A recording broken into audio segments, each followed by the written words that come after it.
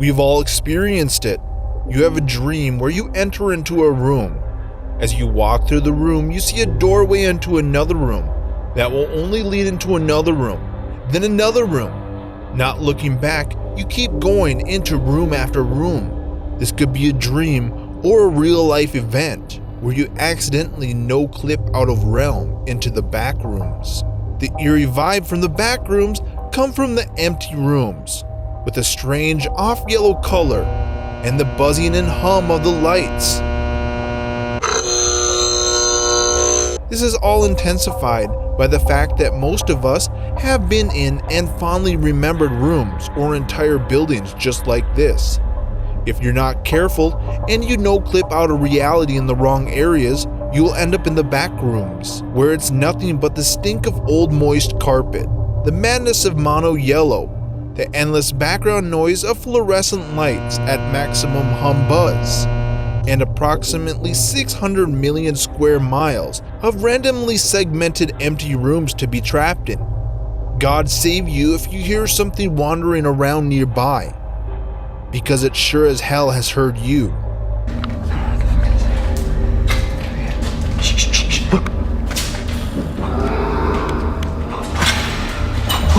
Let's go this way.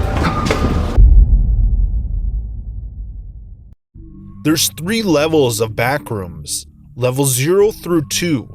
Level 0, this level of the backroom, is the one most people enter and exit in. It makes up at least 1 million square miles of 600 million square miles of complete backrooms. It's full of randomly segmented rooms that each look almost exactly the same. The walls are all mono yellow with the same wallpaper throughout. A few outlets scatter the walls, but they are most likely useless. The floor is stained and has moist carpet. Some areas near the walls are contaminated with mold. Interactions with other beings in this region are rare, but can happen. The beings in this level are mostly humanoid, but are very hostile. If you see one in this level, do not look at it. Turn around and slowly walk out of the room the being appeared in. The darker walls in some of these rooms are entry points into the back rooms and can be used to exit, although some might exit into worse places than the back rooms. It is recommended to only use your entry point. Level 1. Level 1 is very similar to level 0, though with a few major differences. Few stay alive in the back rooms long enough to reach level 1. The trigger to reach this level is seemingly completely unpredictable. At any point in the back rooms after at least 4 days, there's a chance the lights will begin to flicker on and off. Eventually, the lights will turn off for minutes or hours at a time. While the lights are off, this level is very dangerous. Interactions with beings in this level are very common, and they are more non-humanoid. They would usually come near when the lights are off, and they are close when you can hear distorted noises nearby, usually resembling screaming. Shh. Did you hear that? Strange noises other than the beings are more common here as well, like rumbling of machinery and creaky sounds in adjacent rooms. Escape here is still possible through the exit points. This level covers an unknown amount of square miles, though predicted to be at least 1 million. Level 2 is the most hostile and unexplored part of the backrooms. At least as of now, after getting far enough from your entry point, the sound of machinery will begin to grow louder and the buzz of the fluorescent lights will become softer until the rooms themselves change slowly into hallways. Eventually, the drywall becomes concrete and large pipes begin to line the walls, resembling industrial maintenance tunnels. This level is claustrophobic and lengthy with seemingly never-ending tunnels that stretch on for miles. If you come into contact with a being in this level, your only choice is to run to the opposite direction, as they become hostile on sight here. One of the beings is seen in the photo to the left, the only known photo taken in level 2. It is thought to be one of the lesser hostile beings in level 2. In some areas, the heat can be unbearable, reaching levels of 110 Fahrenheit or higher. This is thought to be due to whatever substances are in the pipes. Exiting is thought not to be possible in level 2 via the entry points, The only way to exit is to be completely calm and consciously imagine the backrooms as your home. Then you might be able to leave. This is the final explored level, though there is thought to be many more. The size of this level is unknown. These are stories from users that have experienced the backrooms. An anonymous user posted, "There's a lot for me to explain on the subject, as I was for many years trying to figure out its mystery. First of all, the backroom is what it points to be representing, but cannot be truly made clear to anyone unless you've actually been in it. Secondly, no matter how hard you try to reach it, you'll never find a way to do it.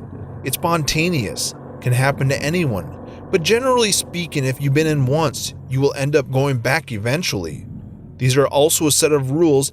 These are not written, nor do I claim them to be a factual representation of the backroom's true reality, but what during the years I've managed to see as axioms that may hold some answers to how the backroom works, I can point and explain, bit by bit.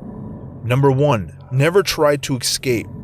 Number 2, be always calm, do not show any signs of anxiety. Number 3, do not search for others, do not ask for anyone. Number 4, stay as close to your entrance as possible. Number 5, never directly stare at any source of light. Number 6, should you lose your senses, do anything to regain them, even if it means by cutting off a part of your body. Number 7, always check if the time is what you remember it to be. Number 8, do not touch a wall that seems darker than the one next to it. Number 9, should you come across another human being, do not make any contact and move away from each other as fast as possible.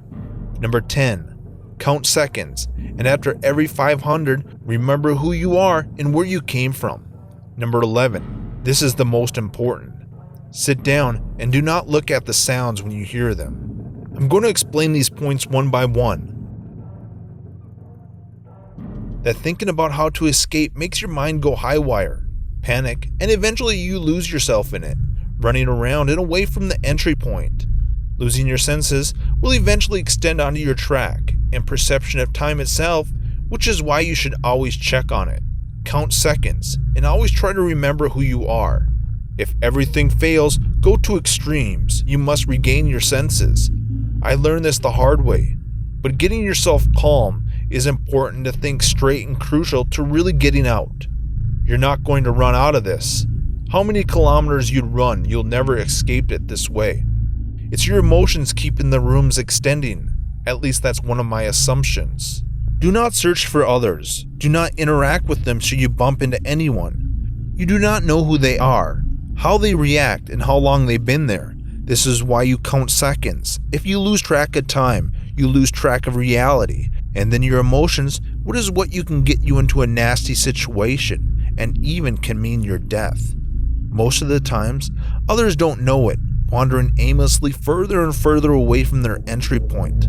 They are lost in time, because time and backrooms don't follow our space-time continuum rules.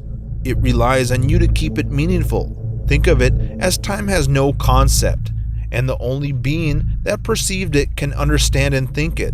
But other than you thinking seconds, it is closely to non-existent there, because there are multiple beings who still perceive it in their minds. Coming across one another shows signs that time only means variable in a form of living being.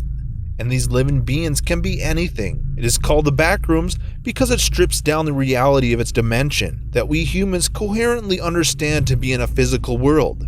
There is no real space that one can measure there. Sure, you can measure the rooms, calculate its density, but then if you check the atmosphere there is only timeless perception stretching endlessly before you that extends onto another that happens to be within. Any meaning not only human, I call them plainly others. The first time I saw one was also the first time I was in the backrooms. I was already panicking, already wandered too far and lost track of time. I lost my senses seeing otherworldly creatures that I can only describe as crystalline form of ant the size of a giraffe. I turned around and ran, screaming.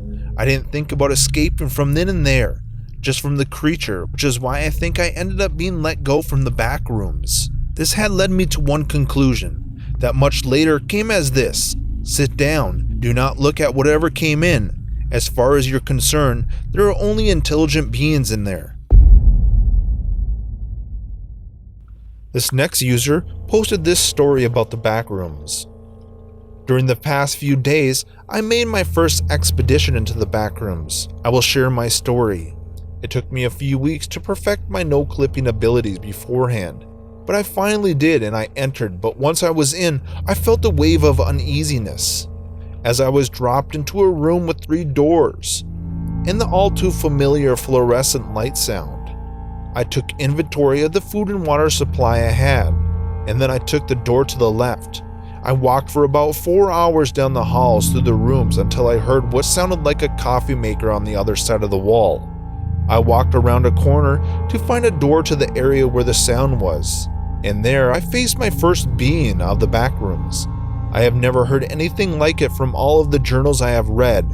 It had 4 legs and 6 arms protruding from the shoulders of it, and a very long neck that dipped down to its feet in the floor. I stood there frozen for what felt like hours as the being telepathically communicated with me. It said, "Do not fear, for I see that you are new to the realm. Thus I will share with you of my vast knowledge. Do not trust the one in the corner." I asked what that meant, but when I did, the lights flickered and the buzzing got louder until I could not hear or see. And then I was in the room I started in. I looked at my watch and noticed that over 16 hours had gone by in the moment. I then quickly returned to our realm, and I can say that while frightening, the Backrooms are also immensely intriguing. This next user posted, "I've taken 6 round trips to the Backrooms before, and never yet have I seen something like this. Real, tangible. It spoke to me. As soon as I turned a corner and came upon it, I turned to run, but before I could, I froze up. It allowed me to turn my head to see it better. I noticed how its limbs stretched into the walls, feeling the space up upon the corners. Yet despite the position in which it sat, seemed perfectly comfortable. After a longer look, I noticed black speckled blood dripping from where an arm might have been, as if it wanted to let me know it did not want me to end the same way. I looked at him one last time, and when I blinked, he was gone. His hallway disappeared into a regular kind of room again. This is a picture of the creature that the user saw.